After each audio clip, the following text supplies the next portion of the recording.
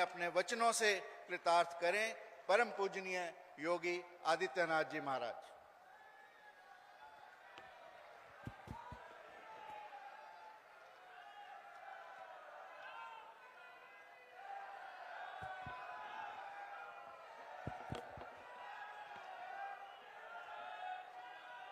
सियावर रामचंद्र भगवान की, सियावर रामचंद्र भगवान की, वृंदावन बिहारी लाल की, वृंदावन बिहारी लाल की, भारत माता की, भारत माता की, वंदे वंदे वंदे। नमः पार्वती पतिये हर हर।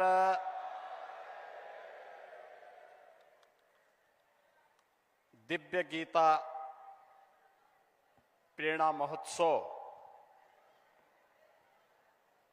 जियो गीता के तत्वाधान में आयोजित आज के इस समारोह में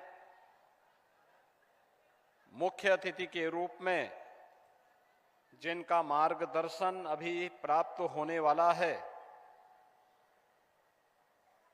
दुनिया के सबसे बड़े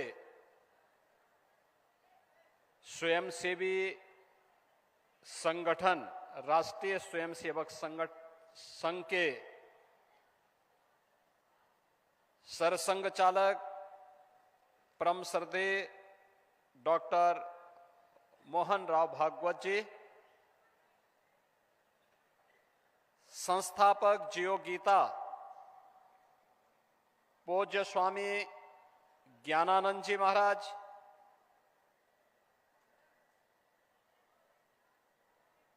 अखिल भारतीय आचार्य महासभा के महासचिव पूज्य स्वामी परमात्मानंद जी महाराज, जगतगुरु रामानुजाचार्य पूज्य स्वामी श्रीधराचार्य जी महाराज, जगतगुरु पूज्य स्वामी संतोषाचार्य सतवा बाबा जी, मंच पर उपस्थित पूज्य संतजन स्वामी धर्मेंद्र दास जी महाराज, स्वामी रामचंद्र दास जी महाराज, स्वामी शशिकांत दास जी महाराज, माननीय श्री रामलाल जी, राज्यसभा के माननीय सदस्य और उत्तर प्रदेश के पूर्व deputy CM doctor Dinesh Sharma ji, पूज्य संतजन और भारी संख्या में दिव्य गीता प्रेरणा महोत्सव के इस कार्यक्रम में उपस्थित सभी भगवत प्रेमी उत्साही बहन और भाइयों, मैं सबसे पहले भगवान श्री कृष्ण की पावन जन्मभूमि और लीला भूमि के प्रदेश उत्तर प्रदेश में दिव्य गीता प्रेरणा महोत्सव के इस आयोजन के लिए आयोजकों को हृदय से धन्यवाद देते हुए परम श्रद्धेय सरसंघ चालक जी का इस महोत्सव में हृदय से स्वागत करता हूं, उनका अभिनंदन करता हूं।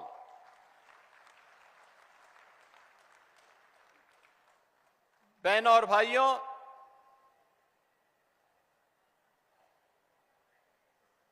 दिव्य गीता प्रेरणा महोत्सव की जब हम बात करते हैं तो श्रीमद् भगवत गीता के 700 श्लोक जिन्हें हर भारत का धर्मावलंबी, सनातन धर्मावलंबी जीवन का मंत्र मान करके बड़ी पवित्रता के साथ बड़े आदर भाव के साथ उन्हें आत्मसात करने का प्रयास करता है, वह हम सबके सामने 18 अध्यायों की 700 श्लोकों की श्रीमद् भगवत गीता हर सनातन धर्मावलंबी के सामने आती हुई और एक नई प्रेरणा देती हुई दिखाई देती है। और जैसा यहां पे पूज्य स्वामी परमात्मानंद गिरि जी महाराज ने कहा था कि धर्म से ही शुरू होता है, अंत में भी उसी मर्म के साथ वह अपना विराम भी लेती है। यानी शुरुआत और अंत को भी जोड़ें तो अपने आप में धर्म मानती है। श्रीमद् भगवत गीता धर्म की वास्तविक प्रेरणा है और भारत की मनीषा ने धर्म को कर्तव्य के साथ जोड़ करके देखा है। हमने धर्म को उपासना विधि मात्र नहीं माना है, उपासना विधि उसका एक हिस्सा है, एक छोटा सा भाग है। वह हर व्यक्ति अपने अनुसार, अपनी आस्था के अनुरूप, अपने पंथ, अपने संप्रदाय, अपने उपासना विधि के अनुरूप अपने आप को, अपनी आस्था को तय कर लेता है। लेकिन मुख्य रूप से धर्म हमारे यहां जीवन जीने की एक कला है और इसे ही हमने वे ऑफ लाइफ के रूप में कहा है। और वे ऑफ लाइफ यही है श्रीमद् भगवत गीता, जो भगवान की दिव्य वाणी है, जिसके महोत्सव के साथ आज हम सबको जुड़ने का अवसर प्राप्त हो रहा है। याद करिए, जब पहला श्लोक आता है, धर्म क्षेत्रे कुरुक्षेत्रे समवेता युत्सव, यानी धर्म क्षेत्र से ही शुरू होता। धर्म क्षेत्र दुनिया के अंदर कहीं नहीं होता होगा जहां युद्ध का मैदान धर्म क्षेत्र के रूप में जाना जा रहा हो, लेकिन हमारे यहां हर कर्तव्य को हमने पवित्र भाव के साथ माना है। अच्छा करेंगे पुण्य के भागीदार बनेंगे, गलत करेंगे पाप का भागीदार बनेंगे। और यह मान करके जब हर सनातन धर्मावलंबी चलता है तो वह अच्छा करने का प्रयास करता है। भारत ने विश्व मानवता को जो संदेश दिया है प्राचीन काल से ही, उसका वह संदेश भी वही है। आप याद करिए ना, हमने कभी नहीं कहा कि मैं जो कह रहा हूं यही सब कुछ है। हमने कभी ये नहीं कहा कि हमारी उपासना विधि ही सर्वश्रेष्ठ है। हमने सब कुछ होते हुए भी कभी भी अपनी श्रेष्ठता का डंका नहीं पीटा। जो आया उसको शरण दिया, जिसके ऊपर विपत्ति आई उसके साथ खड़े हो गए, जिसके सामने कोई चुनौती आई उसकी चुनौती का सामना करने के लिए सनातन धर्मावलंबी उसके साथ सहयोग के लिए खड़ा हो गया। अन्याय नहीं होना चाहिए, जियो और जीने दो की प्रेरणा अगर किसी ने दी है तो अब भारत की भूमि ने दी है। अयम निज परोवेति गणना लघु चेत साम उदार चरितानाम, तो वसुधैव कुटुंबकम की प्रेरणा भारत की धरती ने दिया है, दुनिया ने नहीं दिया है। ये भारत की ही धरती देगी। और इसलिए धर्म क्षेत्र को भी हमने, धर्म क्षेत्र अपनी पूरी भारत की धरती को हमने धर्म क्षेत्र माना, तो इसलिए युद्ध का मैदान भी हमारे लिए धर्म क्षेत्र है, कर्तव्यों से जुड़ा हुआ क्षेत्र है। क्योंकि वह धर्म क्षेत्र में जो युद्ध भी लड़ा जा रहा है वह कर्तव्यों के लिए लड़ा जा रहा है। और वही भाव जब सामने आता है, अंत में आप देखते होंगे अंतिम श्लोक जब आता है अंत में धृतराष्ट्र पूछ ही पड़ते हैं कि भाई बताओ तो क्या होने जा रहा है इस युद्ध का परिणाम। उसने कहा युद्ध का परिणाम तो पहले से तय है। यत्र योगेश्वर कृष्ण यत्र पार्थो धनुर्धर तत्र श्री विजया भूतिर ध्वार नीतिर मतिर मम। यानी परिणाम तय है और जो हम मानते रहे हैं यतो धर्मस् ततो जया। जहां धर्म होगा, जहां कर्तव्य होगा, वहीं जय होनी है। उसके इतर कुछ नहीं हो सकता, कुछ नहीं हो सकता। किसी को कोई गरूर नहीं पालना चाहिए कि अधर्म के मार्ग पर चले और विजय हो जाए। कभी नहीं, कभी नहीं हो सकता। और यह भारत की सनातन धर्म की परंपरा है। यह प्रकृति का अटूट नियम है। सदैव से यही हुआ है और यही होता आ रहा है। और इसीलिए हम सबको इस बारे में ध्यान रखना होगा। इसी के लिए भगवान ने कहा, याद करना, आज के समय के लिए मैं वे दो उदाहरण आप सबके सामने जरूर रखना चाहूंगा जो उन्होंने कहा, स्वधर्मे निधनम श्रेय पर धर्मो भयावह। यानी अपने धर्म पर चल करके, अपने कर्तव्य पर चल करके मृत्यु को वर्ण करना यह श्रेयस्कर है। लेकिन अपने स्वार्थ के लिए अपने कर्तव्य से च्युत होना यह तो महान पतन का कारण बन जाएगा। और ये कभी भी धोखे में मत करना, कभी मत करना। और इसके लिए उन्होंने क्या कहा, इसके लिए कर्मणे वाधिकारस्ते मा फलेषु कदाचन। यानी कर्म की प्रेरणा। कर्म कौन? जिस कर्म में फल की इच्छा न हो, फल की इच्छा न हो। हमारी कमी क्या होती है, हम फल देखना चाहते हैं। बीज लगा नहीं कि फल की इच्छा करने लग गए। बीज सही लगा दोगे तो पेड़ फलेगा, अपने आप ही आपको फल भी दे देगा। इसलिए फल की चिंता मत करो। कर्म की प्रेरणा के साथ निष्काम कर्म योग की जो प्रेरणा भगवान श्री कृष्ण ने हम सबको दी है, कर्मणे वाधिकारस्ते मा फलेषु कदाचन। अब याद करिए, आज के हमारे समारोह के मुख्य अतिथि उस निष्काम कर्म के प्रेरणा स्रोत हैं। राष्ट्रीय स्वयंसेवक संघ अपनी शताब्दी महोत्सव के कार्यक्रम के साथ जुड़ रहा है। दुनिया के लिए कौतूहल और आश्चर्य का विषय है। दुनिया के लोग आते हैं, दुनिया के एम्बेसडर आते हैं, हाई कमिश्नर्स आते हैं। वे हम लोगों से पूछते हैं कि क्या राष्ट्रीय स्वयंसेवक संघ से आप लोगों का जुड़ाव है। हम लोग कहते हैं हाँ, हम लोगों ने राष्ट्रीय स्वयंसेवक संघ में एक स्वयंसेवक के रूप में काम किया है। का इतना बड़ा संगठन कैसे हो गया, इसकी फंडिंग का पैटर्न क्या है। हमने कहा फंडिंग पैटर्न नहीं है, ये कोई ओपेक के देश यहां पैसा नहीं देते, यहां कोई इंटरनेशनल चर्च पैसा नहीं देता। यहां समाज के सहयोग से संगठन खड़ा हो रहा है और समाज के संगठन के लिए ही, समाज के लिए ही अपने आप को समर्पित भाव के साथ कार्य करता है और हर एक क्षेत्र में काम कर रहा है। कोई भी पीड़ित आएगा,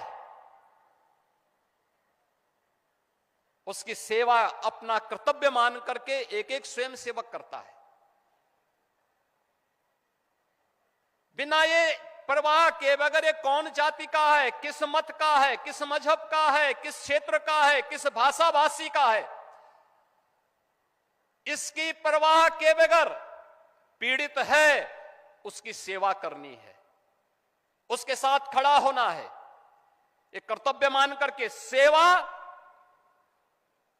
को किसी सौदे के साथ नहीं जोड़ता है। याद करना, राष्ट्रीय स्वयंसेवक संघ की यही शिक्षा है कि राष्ट्र प्रथम भाव के साथ राष्ट्र के अंदर हर उस पीड़ित की मदद करना जो भारत को परम वैभव तक ले जाने में सहायक हो सकता हो, सबके साथ खड़ा हो जाना। और यही राष्ट्रीय स्वयंसेवक संघ की प्रेरणा है, जिसने सेवा के साथ पिछले 100 वर्षों में कोई सौदेबाजी नहीं की, लेकिन कुछ लोगों ने दुनिया में भी और भारत में भी सेवा को सौदे का माध्यम बनाया है। वे लोभ से, लालच से, दबाव से भारत के डेमोग्राफी को बदलने के लिए हर प्रकार के छल और छद्म का सहारा लेकर के अपना ताना भी और अपना बाना भी बदल करके भारत की आत्मा पर प्रहार करने का प्रयास कर रहे हैं। और हमें इस बात को ध्यान में रखना होगा। इन स्थितियों में गीता, श्रीमद् भगवत गीता, भगवान की वाणी हम सब के लिए एक नई प्रेरणा बन सकती है। और मैं तो इस बारे में हृदय से अभिनंदन करूंगा पूज्य स्वामी ज्ञानानंद जी महाराज का, जिन्होंने जियो गीता को जीवन के प्रत्येक क्षेत्र में इसे बहुत छोटे छोटे उद्धरण के माध्यम से प्रस्तुत करने का प्रयास किया। यह उद्धरण हर एक क्षेत्र में, जीवन के अलग अलग क्षेत्र में, एक श्रमिक के लिए गीता का उपदेश क्या है, एक किसान के लिए गीता का उपदेश क्या है और उसकी प्रेरणा क्या है, एक महिला के लिए गीता की प्रेरणा क्या है, एक छात्र के लिए गीता की प्रेरणा क्या है, एक नौजवान के लिए गीता की प्रेरणा क्या है, एक नौकरी पेशा व्यक्ति के लिए गीता की प्रेरणा क्या है, एक चिकित्सक के लिए, एक अधिवक्ता के लिए, एक व्यापारी के लिए, एक योद्धा के लिए, एक सैनिक के लिए गीता की प्रेरणा क्या है। और इसे उन्होंने जियो गीता के माध्यम से प्रस्तुत किया है। उनकी छोटी छोटी पुस्तकें अत्यंत प्रेरणादायी होती हैं। और मैं कहता हूं, श्रीमद् भगवत गीता ये केवल जेल के कैदियों के लिए नहीं, बल्कि 140 करोड़ भारतवासियों के लिए यह एक दिव्य मंत्र है, जीवन में सफलता का मार्ग प्रशस्त करने वाले और जीवन जीने की एक कला का मार्ग है। और इसे हर व्यक्ति को अपने जीवन का हिस्सा बनाना चाहिए। इस विश्वास के साथ मैं आज के इस अवसर पर परम श्रद्धेय सरसंघ चालक जी का इस गीता प्रेरणा महोत्सव में हृदय से अभिनंदन करता हूं, उनका स्वागत करता हूं। उनका मार्गदर्शन श्रीमद् भगवत गीता और जियो गीता के इस अभियान को एक नई ऊंचाई प्रदान करेगा। इस विश्वास के साथ आप सभी श्रीमद् भगवत गीता के प्रेमी और श्रद्धालु जनों को मैं इस महोत्सव में भाग लेने के लिए हृदय से धन्यवाद देते हुए आप सबके प्रति भी अपनी मंगल में शुभकामनाएं देता हूं। धन्यवाद। जय हिंद।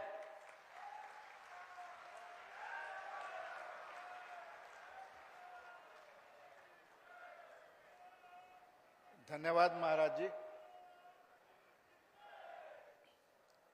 चाह नहीं मैं सुरबाला के गहनों में गूथा जाऊं, चाह नहीं मैं सुरबाला के गहनों में गूथा जाऊं, चाह नहीं मैं देवों के सर चढ़ भाग्य पर इठलाऊं, मुझे तोड़ लेना वनमाली उस पथ पर तुम देना फेंक, मातृभूमि पर शीश चढ़ाने जिस पथ जाते वीर अनेक, जिस पथ जाते वीर अनेक। और ऐसे अनेक वीरों के प्रेरणा स्रोत हमारे बीच विद्यमान है परम पूजनीय सरसंघ चालक डॉक्टर मोहन राव जी। राष्ट्र सेवा, अनुशासन और लोक कल्याण की भावना से निष्काम कर्मरत सरल सहज संत पुरुष, जिन्होंने राष्ट्र के चरित्र निर्माण, सामाजिक समरसता और कर्तव्य बोध की भावना को अपने जीवन का साधन भी बनाया और साध्य भी बनाया। उनका जीवन गीता के कर्मयोग और लोक संग्रह की प्रेरणा के को व्यवहार में उतारता है। ऐसे सरल, अध्ययनशील, राष्ट्रहितपरायण, सर्वहितपरायण, परम पूजनीय सरसंघचालक जी को मैं आमंत्रित करता हूं कि वो हम सबको अपने आशीर्वचनों से कृतार्थ करें और हमारा मार्गदर्शन करें। जोरदार तालियों के बीच आपकी जय श्री कृष्ण, जय श्री कृष्ण।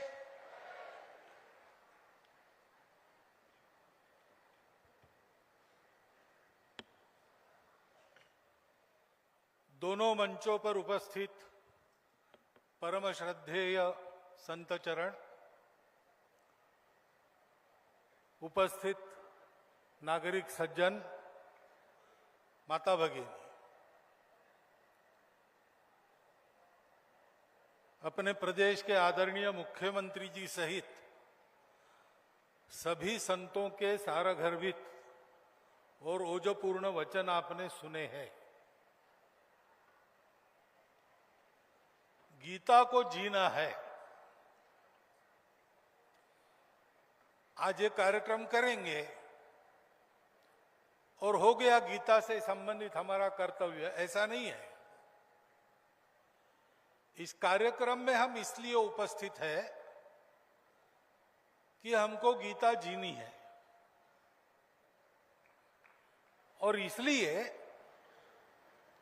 पहली बात तो मुझे लगती है कि कार्यक्रम में उपस्थित हम सब लोगों ने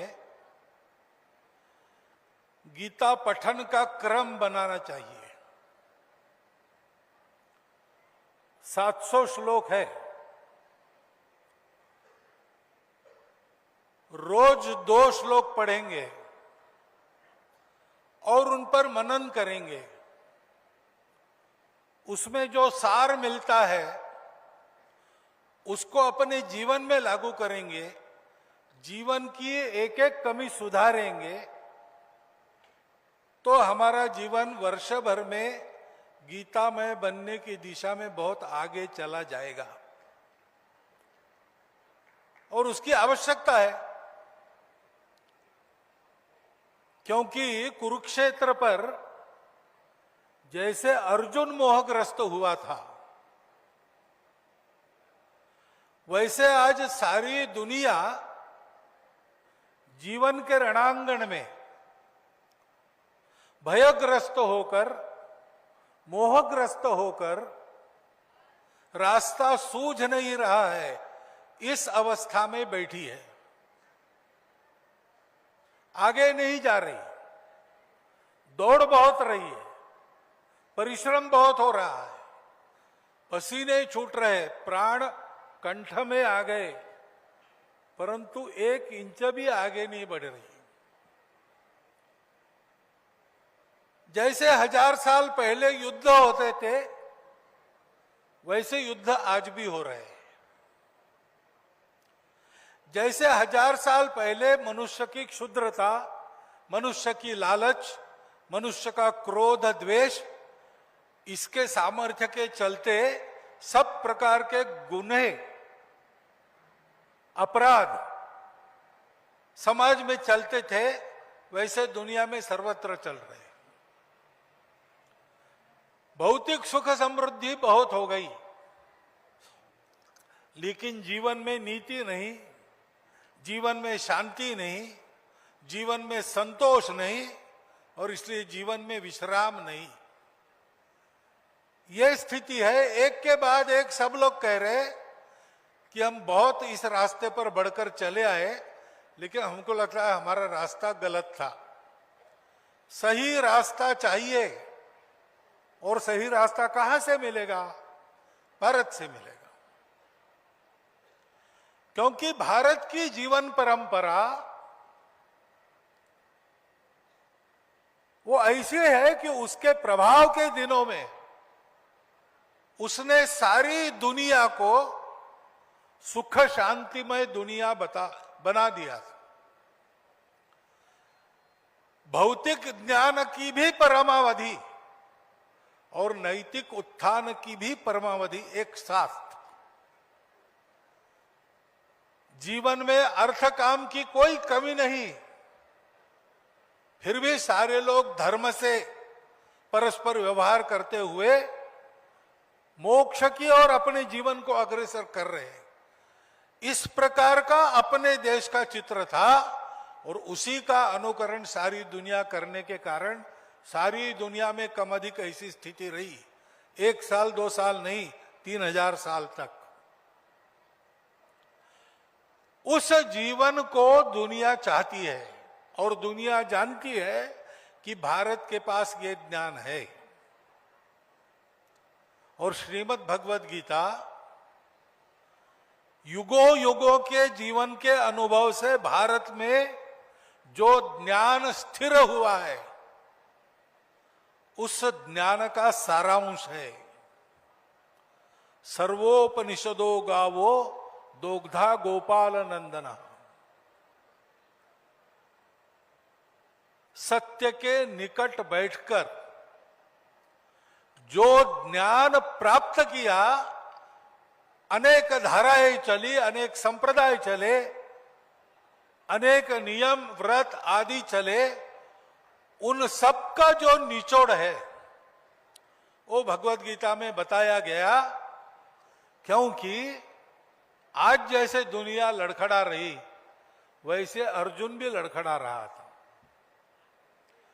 और अर्जुन डरपोक आदमी नहीं था। अर्जुन आसानी से मोहग्रस्त होने वाला व्यक्ति नहीं था। वो तो कर्तृत्व का मूर्तिमंत प्रतिमान था। अत्यंत विपत्ति के क्षण में भी जहां सारी बातें लगती हो कि अपने खिलाफ है, वहां भी अपने धैर्य को न खोते हुए वो विजय प्राप्त करने वाला था। उसका एक नाम ही विजय है। ऐसा अर्जुन वो मोहग्रस्त हो गया। तब गीता का उपदेश हुआ। अर्जुन के प्रश्न बड़े गंभीर थे कि राज्य के लोभ में मैं अपने ही बंधुओं को क्यों मारूं?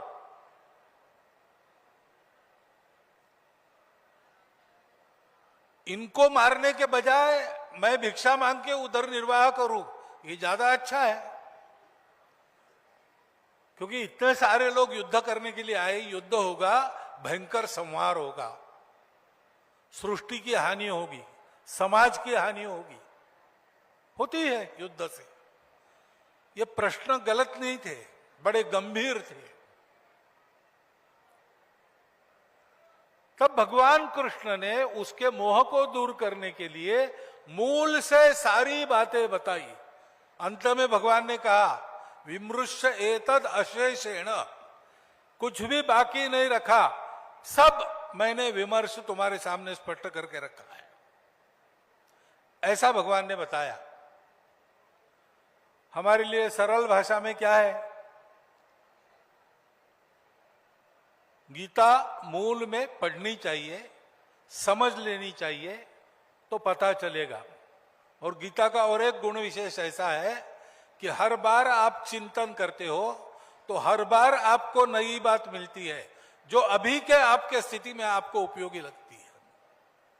क्योंकि वो सब कुछ है, उससे सदा सर्वदा सब परिस्थितियों के लिए सब उपाय मिलते हैं।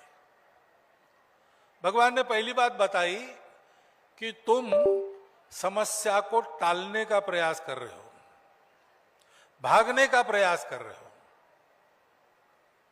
पहली बात है, भागो मत, खड़े रहो। समस्या आई, उसका सामने से मुकाबला करो। समस्या का निदान पाना है तो दाएं बाएं नहीं देखना है, समस्या के अंदर घुस के निदान करना पड़ता है। और इसलिए खड़े रहो, भागो मत। अब तुमको लग रहा है कि यह सब ऐसा होगा वैसा होगा, हमारे लोग मरेंगे, मैं इनको मारूंगा, तो सुन, तुम मारने वाले जिलाने वाले तुम कोई नहीं हो, करने वाला अलग ही है। ये तुम्हारा अहंकार बोल रहा है कि मैं कर रहा हूं। जिसकी इच्छा से होता है उसको देखो, तो तुम पाओगे कि कोई मरता नहीं, कोई मारता नहीं। क्योंकि जो मरता मारता है वो तो ऊपर का चोगा है, कपड़े हैं जो बदले जाते हैं। युद्ध नहीं होगा तो भी बदले जाएंगे, युद्ध हुआ तो भी बदले जाएंगे। जातस्य ही ध्रुवो मृत्युर, जिसका जन्म हुआ उसका मृत्यु अटल है। और इसलिए जन्म मरण के लाभ हानि का विचार करके अपनी नीति नहीं देखना। लड़ो। और जब आप, जैसे योगी जी ने कहा कि धर्म के आधार पर तुम संघर्ष करते हो, परिणाम जो भी होगा, तुम्हें सफलता मिलेगी कि असफलता मिलेगी, जो भी होगा तुम्हारे लिए लाभ का ही होगा। हतो वा प्राप्स्यसि स्वर्ग जित्वा वा भोक्ष्यसे महीम। अन्याय असत्य के सामने सर झुका के जीने के बजाय एक क्षण बिजली के जैसा चमक कर उसके बल के सामने नष्ट हो जाना भी कितनी बड़ी कीर्ति प्राप्त कर देता है। 1857 के हमारे वीर, स्वतंत्रता के लिए अपना सर्वस्व न्यौछावर करने वाले क्रांतिवीर, उनके करने से अंग्रेज उस समय हारा नहीं। एक तरह से देखते हैं, आजकल लाभ हानि का तराजू जो मिलता है उसमें तोलकर देखते हैं, तो चंद्रशेखर आजाद ने क्या किया भाई? क्या कमाया? कुछ नहीं कमाया। बूढ़ी माता जी गरीब थी, उनकी सेवा नहीं की, दर दर भटकते रहे और अल्फ्रेड पार्क के मैदान में गोली खा के मर गए। ये कोई जीवन है? लेकिन ये जीवन ऐसा है जिसका युगों युगों तक हम लोग स्मरण करते रहेंगे और उससे प्रेरणा लेते रहेंगे। क्योंकि सफलता असफलता मायने नहीं रखती। भगवान ने कहा है, अधिष्ठानम तथा कर्ता करणम च पृथक विधम विविधाश्च पृथक चेष्टा। ये चार मनुष्य प्रयत्न की बातें हैं। उत्तम विचार चाहिए, उत्तम अधिष्ठान चाहिए, कार्यकर्ता कुशल चाहिए, ठीक ठीक कार्य पद्धति चाहिए और अन्य प्रयास पूरक करने पड़ते, वो सारे प्रयास चाहिए। लेकिन ये होने के बाद भी दैवम च एव अत्र पंचमम, भाग्य की भी एक बात रहती है। तो भाग्य तो जैसा है वैसा है, उसकी चिंता क्या करना? अपना पुरुषार्थ पक्का करना। अपना पुरुषार्थ पक्का है तो भविष्य का भाग्य उससे बनेगा। चार के पीछे भाग्य पांचवा चला आता है। अभी यश है अपयश है, इसकी चिंता क्या करना? लड़ते रहना। और लड़ना है दुश्मनी करके नहीं, खुन्नस से नहीं, द्वेष से नहीं, तो धर्म के लिए लड़ना है, मेरे लिए नहीं लड़ना है। मेरे लाभ हानि का विचार नहीं है, धर्म रक्षा का विचार है। और जैसे बताया गया, वो धर्म है समाज की धारणा करने वाला धर्म, सबको साथ रखकर सबको उन्नत करते हुए सबको जिलाने वाला वो धर्म। सबका कल्याण हो इसलिए मैं मेरे व्यक्तिगत हित की बलि देता हूं। मैं मेरे प्रिय व्यक्ति को भी वो अधर्म कर रहा है इसलिए दंडित करता हूं। मेरा मित्र है तो भी मैं क्षमा नहीं करूंगा, तो वो मित्र द्रोह नहीं होता है, क्योंकि मैं धर्म के लिए करता हूं, स्वार्थ के लिए कुछ नहीं करता हूं। बहुत अच्छे बड़े काम भी अगर स्वार्थ से किए जाते हैं तो उनका फल अच्छा नहीं होता। और छोटा सा भी काम आपने किया लेकिन वो परार्थ के लिए किया, परोपकार के लिए किया, सेवा के लिए किया, तो स्वल्पमल्पस्य धर्मस्य त्रायते महतो भयात्। और इसलिए विचार करो, जियो, सबका विचार करके जियो, केवल अपना विचार मत करो। उसके लिए कर्म करना पड़ता है। कर्म से किसी को छुट्टी नहीं है। कुछ नहीं करेगा तो 2 वक्त खाना तो खाएगा ही। वो खाना खाने के लिए कमाई नहीं करेगा तो भिक्षा तो मांगनी ही पड़ेगी, दान तो मांगने ही पड़ेंगे। कर्म से छुट्टी नहीं है। लेकिन ज्ञानवान होकर कर्म करो, भक्ति पूर्वक कर्म करो। जो भी आप जीवन में करते हो सोच समझ के करना, आगा पीछा देख के करना। मैं क्या कर रहा हूं, उसके परिणाम क्या है, आगे क्या होने वाला है। अभी ये बहुत अच्छा दिखता है, लेकिन 3 प्रकार के सुख जो बताए गीता में, सात्विक सुख का वर्णन किया है, यत्तद अग्रे विषमीय परिणामे सुखोपमो। पहले बहुत कड़वा लगता है, दवाई जैसा, लेकिन परिणाम उसका बहुत सुखद होता है। सुख का रूप दिखने में पहले एकदम आनंददायक रहेगा ऐसा नहीं है। कुछ कुछ बड़े अच्छे लगते हैं कर्म, लेकिन परिणाम विष के जैसा होता है। तो ज्ञान चाहिए। 3 प्रकार की प्रवृत्तियां हैं। हमको सात्विक प्रवृत्ति में रहना है। रजोगुण भी चाहिए कर्म करने के लिए, लेकिन वो सत्वोन्मुखी होना चाहिए। आदि आदि बातें, कर्म कैसे करना, कौन से गुण दैवी है, ये सारा भगवान ने बताया और कहा कि देखो ये तुम करो, परिस्थिति का रोना मत रोना। परिस्थिति तो आती जाती है। अपने यहां एक कहानी है परंपरा में कि राजा जनक रात को सो गए और सपना देखा। सपने में देखा कि अचानक राज्य क्रांति हो गई और राजा जनक हार गए, सिंहासन से नीचे खींचा गया, सारे उनके अलंकार, शस्त्र आदि आदि राज चिन्ह उतारे गए और मैले कुचैले फटे कपड़े में उनको देश निकाला दे दिया और देश में मुनादी दी गई कि राजा जनक को आज्ञा है सूर्यास्त के पहले इस देश की सीमा से बाहर निकल जाओ। जब वो ये करेगा तब उसको पानी भी किसी ने पिलाना नहीं, जो उसकी मदद करेगा उसको मारेंगे, और सूर्यास्त के बाद ये राज्य में मिला तो इसको भी मारेंगे। तो कैसी दुर्गति हुई होगी। 24 घंटा भागना पड़ा, भागते रहो भागते रहो। अंत में पहुंच गए। कोई खाना किसी ने दिया नहीं, पानी किसी ने पिलाया नहीं। थके हारे धूल से सनी शरीर को लेकर सीमा के पार एक अन्न छत्र उन्होंने देखा। रात को 10-11 बजे पहुंचे और अन्न छत्र के प्रमुख को कहा कि भूखा हूं, कुछ दीजिए। तो उन्होंने कहा भैया ये तो अन्न छत्र ही है, भूखों को खिलाने के लिए ही है, लेकिन तुम आए ऐसे वक्त हो सब समाप्त हो गया, कुछ भी नहीं। बर्तन धोने के लिए चले गए। अब वहां जाके देखो भात के बर्तन में कुछ भात लगा होगा, खुरच कर ले लो। तो राजा जनक गए, देखा थोड़ा सा भात लगा था, वो खुरचा हाथ में लिया और कुएं के पास आ गए। यहां बैठकर खाएंगे और तुरंत पानी पिएंगे।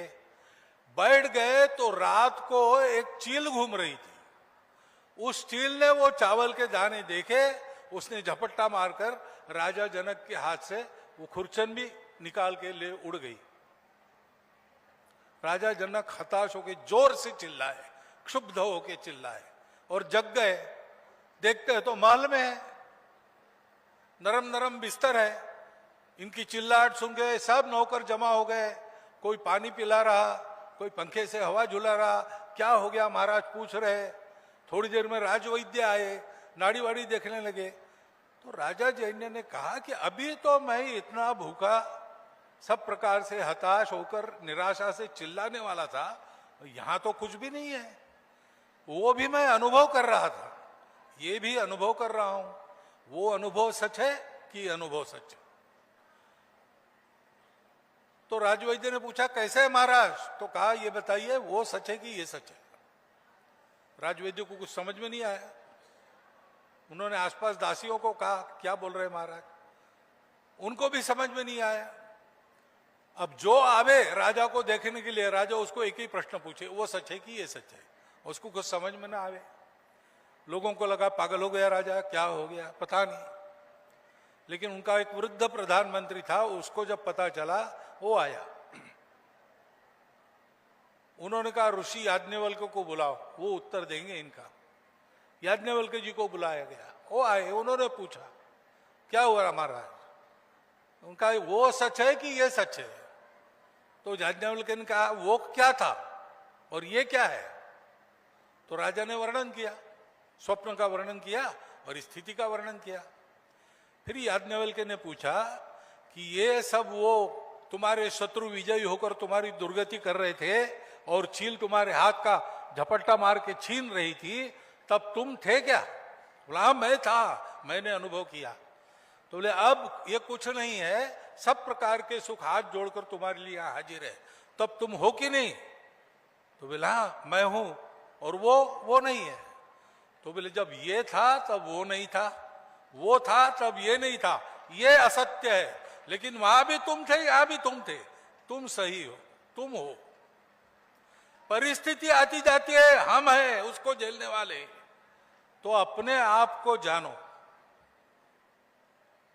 हम है यानी हमारा शरीर तो 100 साल रहेगा, उसके बाद वो भी जाएगा, लेकिन हम रहेंगे। ऐसे हम व्यक्ति के नाते हमको समझे, हम देश के नाते भी हम क्या है उसको समझे। हमारा देश संपूर्ण दुनिया का विश्व गुरु था, अनेक राजाओं के राज्यों से मंडित था, कभी चक्रवर्ती सम्राट भी होते थे। दुनिया का एक बहुत बड़ा संबल भारतवर्ष था, तब भी भारतवर्ष था।